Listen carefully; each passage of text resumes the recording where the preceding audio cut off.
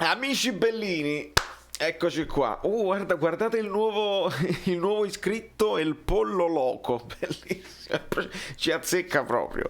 Ma sono qui, vedete il sorriso, perché a parte il fatto che io sono rassegnato, con la rassegnazione viene anche la serenità. Perché non è che dici, dai, dobbiamo lottare, sarà difficile. No, mettiamoci una pietra sopra, io già sto pensando al futuro. Però perché il sorriso e perché vi voglio dare una buona notizia nonostante l'anteprima, insomma, la copertina del video? Cominciamo. È un martedì pazzesco. Rumori incredibili, rumori. Allora, prima di tutto, permettetemi di atteggiarmi un secondo, un momento di onnipotenza, perché Concetta, un po' di onnipotenza, vieni a pariare insieme a me per questo fatto. Vi ricordate che già all'epoca della prima sentenza, noi eravamo live, abbiamo letto la sentenza di Mastandrea dal vivo e Radio 24, Pierluigi Pardo, tutti convocati, presero uno stralcio della nostra live e lo mandarono in onda senza ci dicere niente, senza citarci, senza niente, vabbè, l'hanno fatto di nuovo. Allora io voglio dire, purtroppo questi ascoltano, cioè quando io vi dico che la gente lurca e stanno controllando tutto, guardate che è successo, vi faccio vedere il filmatino con lo stralcio. Io vi devo parlare anche del caso Insigne. Lui l'aveva sentita sua questa vittoria e invece sfuma la vittoria all'ultimo secondo e lui ti sei girato verso il campo e hai detto squadra di merda, non è possibile, un capitano non può mai fare questa cosa qua.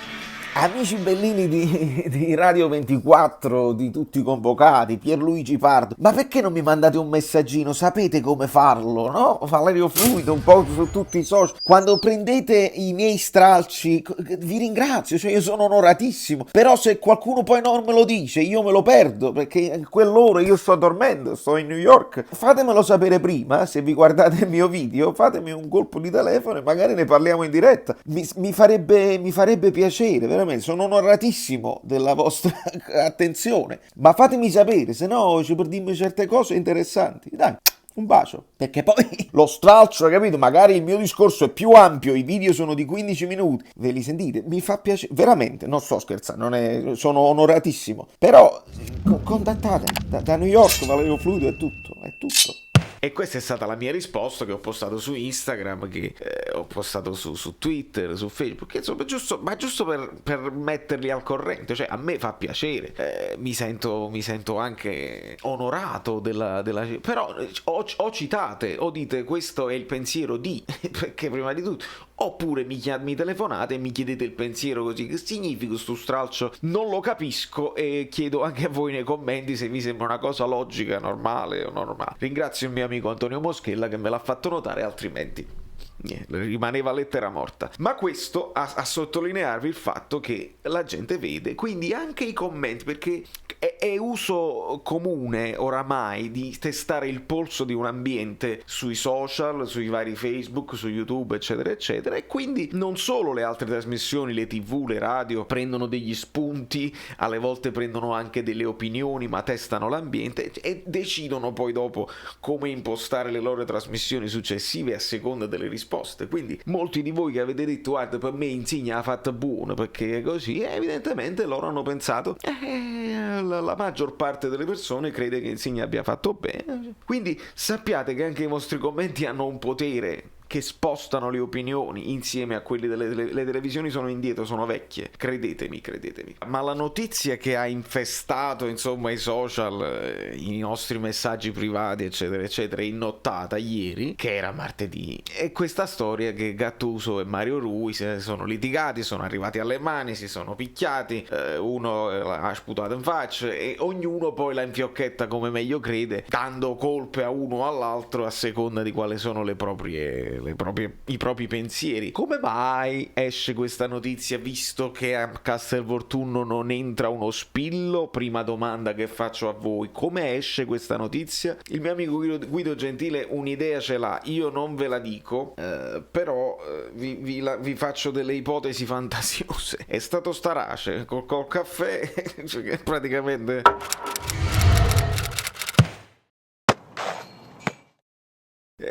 l'ha detto ai giornalisti, è stato Modugno che è entrato così, Ugolini che così, i procuratori di Osimhen che sono entrati con le mozzarelle tipo Pepe, che i procuratori hanno telefonato subito ai giornalisti, oppure c'è proprio una talpa che vuole il Napoli, il male del Napoli, e quindi fa uscire queste notizie. Oppure stesso il Napoli, perché se non esce niente che non vogliono loro, allora io faccio 2+2 tra head of communication, ufficio addetto stampa, eccetera eccetera, gente che ci ha messo in silenzio stampa, che insomma uno non si può nemmeno difendere e non puoi spiegare tutta la situazione. Come fa questa notizia a uscire di notte? Le notizie escono, le notizie false vengono smentite, spesso anche notizie stupide vengono smentite dal Napoli. Questa non lo so se adesso che voi vedete il video è mattino, probabilmente arriverà un altro tweet dove dirà non è vero niente, però è vero, nel senso che il tweet su Insigne è arrivato. Ma cosa dice il tweet di Insigne? Comunichiamo che non c'è nessun attrito tra Insigne e la squadra, è stato solamente una reazione dovuto al finale rocambolesco della partita. Scusatemi, ma in italiano come fa? Il motivo non smentisce l'accaduto, cioè il motivo è il finale rocambolesco, capite? È chiaro, non è che l'ha detto a cazzo di cane, è chiarissimo che il motivo è quello, però l'attrito non l'hai smentito. È normale che se Insigne dici che squadra è merda, se l'ha detto, perché i labiali, noi diciamo sempre se, parrebbe che, è chiaro che il motivo è quello, non è che l'ha detta a cazzo. Dopodiché io ci leggo tra le righe anche un togliersi dalle botte, un dire non è responsabilità mia, io il mio l'ho fatto, ho segnato, annullato, ho fatto l'assist a Di Lorenzo, ho segnato il rigore, ho fatto tutto quello che dovevo fare, adesso bastava un fallo laterale. Ci sta, però ti levi dalle botte. Il capitano non si deve levare dalle botte, il capitano deve prendere i compagni e dire abbiamo sbagliato tutti e abbiamo vinto tutti. Quando si vince tutto, così fa il capitano. Poi dopo nello spogliatoio li prendi a uno e fa il capitano. Questo è il mio pensiero, poi voi invece avete il vostro e io lo rispetto fino alla fine, lo rispetterò. Però che cosa succede? Che questa storia di Mario Rui non fa altro che confermarci le nostre intuizioni. Noi l'abbiamo detto parecchie settimane fa, che molto spesso Mario Rui, al di là dei limiti tecnici, fisici, eccetera eccetera, dà l'impressione di essere svogliato, dà l'impressione che sì, vabbè, ma io che mi impegno cioè vabbè, mi è arrivata la palla, il compitino la do indietro per sicurezza, non faccio un errore e quindi tranquillo, l'azione non si sviluppa, però io la do indietro e non mi sembra nemmeno che mi devo sforzare più di tanto a trovare una linea di passaggio, eccetera eccetera. E purtroppo stiamo parlando del terzino che ha rinnovato con il Napoli, quindi è un terzino su cui il Napoli fa affidamento. Pensateci un poco, pensate un pochino, quando non sai ancora Gulam se l'anno prossimo, perché noi facciamo la fine di ogni anno. No, Gulam sta recuperando, fa una partita buona, tutto a posto, puntiamo su Gulam l'anno prossimo.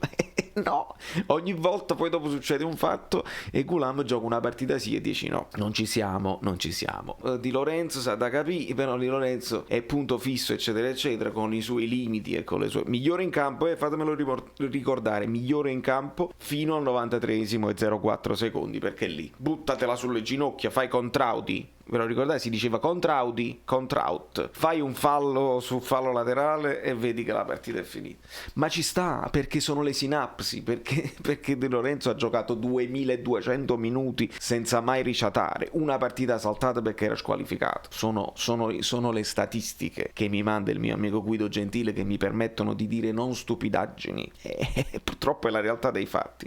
Come una realtà dei fatti che Bakayoko è un giocatore che viene utilizzato quasi sempre da Gattuso. Perché? Perché lui è il giocatore che Gattuso ha richiesto, non ha richiesto Lobotka. Capiamoci, perché cito Lobotka? Perché c'è chi sfrutta la notizia di Mario Rui e del litigio e del fatto che Gattuso l'ha allontanato dall'allenamento per dare ulteriori colpe a Gattuso. Cioè, posso capire, tu dici l'ha rifatto di nuovo Gattuso, ha rimesso Mario Rui fuori squadra come aveva fatto anche con Gulam, vi ricordate? Andarono in tribuna, benissimo. E poi sottolineano, io non faccio nomi perché non mi faccio querelare, ma se girate un po' il web lo trovate, sottolineano il fatto che l'aveva fatto anche con Lozano, che poi adesso è il migliore del Napoli non per merito di Gattuso. Che significa questa frase? Non ha senso, non ho capito perché devi dire che Lozano adesso è il migliore dando la colpa a Gattuso che l'aveva messo fuori squadra l'anno scorso, però devi dire che non è merito di Gattuso se Lozano è il migliore. Ma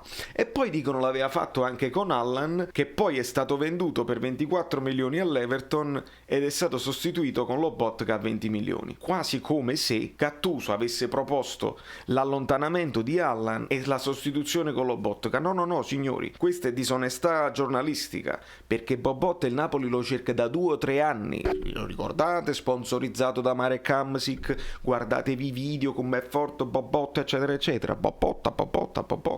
Non diamo a Gattuso errori, sta piovendo, a New York fa freddo stasera, e cosa la colpa di Gattuso? Le colpe di Gattuso, Bakayoko, benissimo, scelta sua, Bakayoko fa schifo, colpa di Gattuso, punto. Ma non gli diciamo anche ha voluto lui Osimhen e quindi è un pacco voluto da Gattuso. No, Osimhen non arriva a Napoli se Giuntoli non lo sta seguendo da 1 anno e mezzo, attenzione. Poi arriva Osimhen, Gattuso dice va bene, perché poi Gattuso non ha nemmeno il potere di dire un acquisto da 70 milioni non lo voglio, se lo prende, gli piace e dice ok, però mi avete anche rinnovato Mertens, va benissimo, ve li devo far giocare insieme perché dobbiamo sfruttare quelli che devono segnare, benissimo. L'unica è fare passare dal 4-3-3, che a De Laurentiis piace assai, al 4-2-3-1. Mi serve un centrocampista un po' più di fisicità, si possono spendere dei soldi e veramente sono finiti i soldi a disposizione, ho capito, e vabbè, qualcuno in prestito si può pigliare, e vediamo chi ti piacerebbe. Uno che conosco già, pigliatemi a Bakayoko del Chelsea, cioè, avete buoni rapporti? Sì, benissimo, e allora vai, che almeno ci capiamo già e non è un altro che devo inserire nei miei schemi. Dopodiché diciamo che è stato un errore, un prestito sbagliato, benissimo,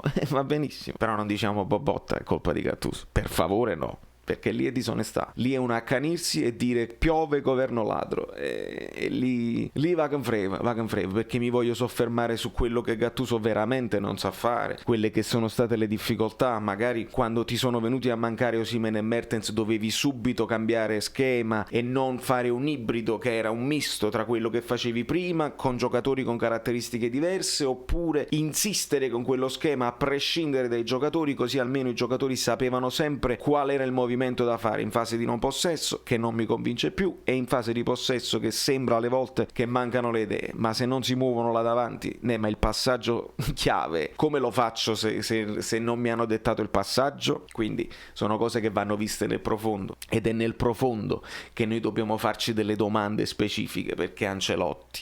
Perché Benitez? Perché Mazzarri? Perché Sarri? Adesso Gattuso? E noi continuiamo a dire sempre però l'allenatore non è buono, e poi scagioniamo sempre la società che invece si deve strutturare, che invece deve capire quali sono le seni che si nascondono nel serpe, no? Al contrario, i serpi che nel seno si nascondono, perché è così, ragazzi, e mi ripeto e mi ripeterò fino a fine stagione, perché rischiamo, cacciamo Gattuso, viene italiano, viene De Zerbi, viene Juric o viene Pinco, stiamo punto e toccamo se non risolviamo queste cose. Allora, chi ha fatto uscire la notizia di Mario Rui? Sono stati i procuratori, sono stati gli stessi degli addetti stampa, perché vogliono fare fuori Gattuso, perché conviene alla società identificare Gattuso nel male assoluto, così loro hanno fatto il loro dovere ed è stato Gattuso che ha fatto andare in malora questa rosa?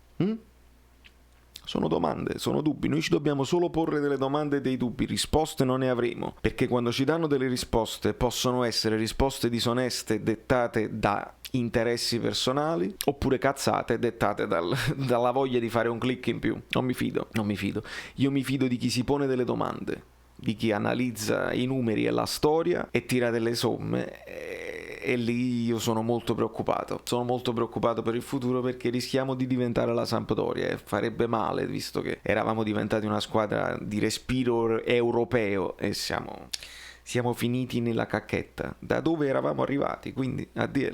Se ti dai una sveglia e se ti rendi conto che le persone intorno a te ti vogliono più male che bene, telefonatina Amazon, qualche professionalità, un po' di soldi freschi e vediamo di rientrare nella nuova Europa, perché tutte le squadre sono piene di debiti, tutte, tu non stai coi debiti, e se il Napoli riesce a strutturarsi per gli anni a venire, ragazzi, noi possiamo vincerla la Champions, non partecipare, ma il Napoli deve capire se implode la bolla economica, no? Perché Barcellona e Real Madrid tutti hanno problemi pazzeschi, che se veramente qualcuno si sveglia e decide decide di farli fallire, restano solo il Napoli e la Lazio. In Europa, probabilmente. Non so la situazione degli altri club, ma quasi tutti sono indebitati perché gli permettono di farlo. Il Napoli invece, se si struttura bene, può dire la sua in campo europeo, ma dobbiamo fare le persone serie. Se tra di noi invece ci diciamo stupidaggini e ci accaniamo sui personaggi, prima l'uno poi l'altro, non va buono. Da New York, Valerio Fluido è tutto. Fatemi sapere cosa ne pensate nei commenti, lasciate un like a prescindere, se vi è piaciuto lasciate il like, se no non fa niente, e iscrivetevi al canale se siete nuovi, perché noi qua ci divertiamo quando andiamo live. Siamo starnuto? Sì. Amici bellini, siamo arrivati a 5.000, bravi, ma adesso abbiamo un altro obiettivo, sono i 7.500. Dopodiché la giveaway avrà il sapore di magliette un po' diverse. Iscrivetevi al canale, poi c'è stato tasto, da Saverio Solo, non mi ricordo come mi chiamo.